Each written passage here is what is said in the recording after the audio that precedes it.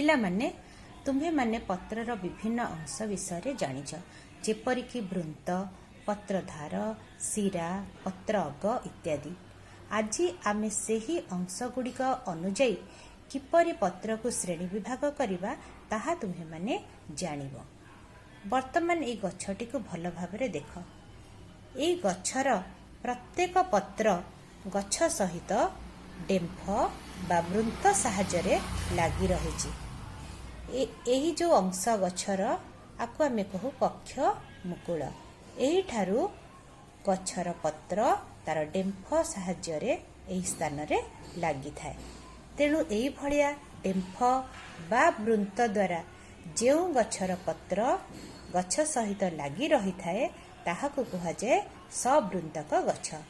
आमे जेते बड़ बड़ गछ देखुछु आंब पणस इत्यादि फल गछ एवं मंदार टगर ए सबु पत्र आमर सवृंतक पत्र अर्थात यह गछ सहित वृंत बा डेम्फ साहाय्य लागी रही।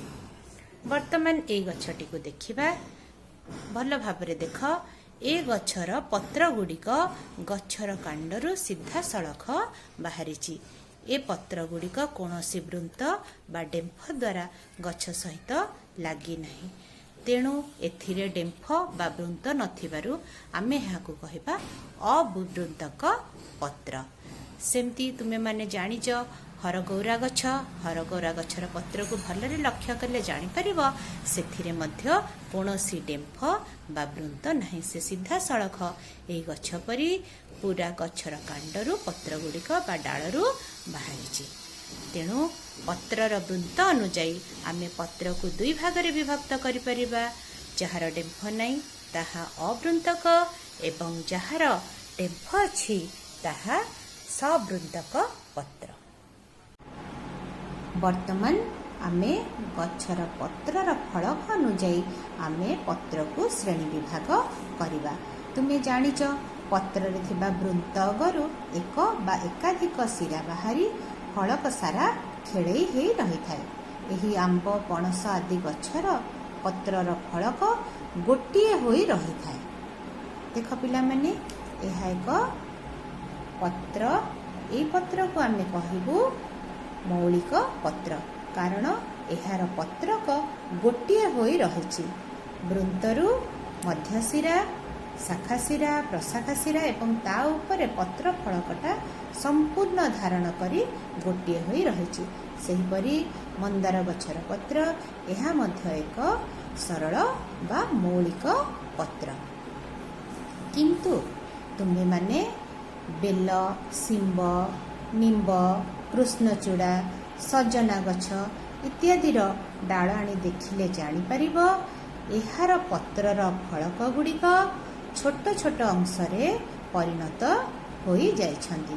एही छोट छोट अंश को आमे पत्रक बोली कहिथाउ। प्रत्येक पत्रकर मूलरे छोट छोट डेम्फ तमे देखि पारुथुबो।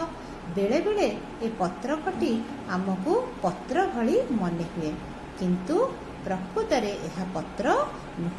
एहा फलकर गोटिए गोटे अंश अर्थात आमे जदि एहाकु मने करिबा गोटिए पत्रर फलक ए फलक एहार पत्रक रे भाग भाग होई रहिछि। तेणु एई भलिया पत्र को आमे कहिथाउ यौगिक पत्र अर्थात पत्रर फलक अनुजाई जो पत्रर फलक गोटिए होई रही थाए ताहाकु आमे कहू मौलिक पत्र एवं जो गछर फलक छोट छोट पत्रकरे परिणत हो जाए ताहाकु आमे यौगिक पत्र बोली कहिथाउ।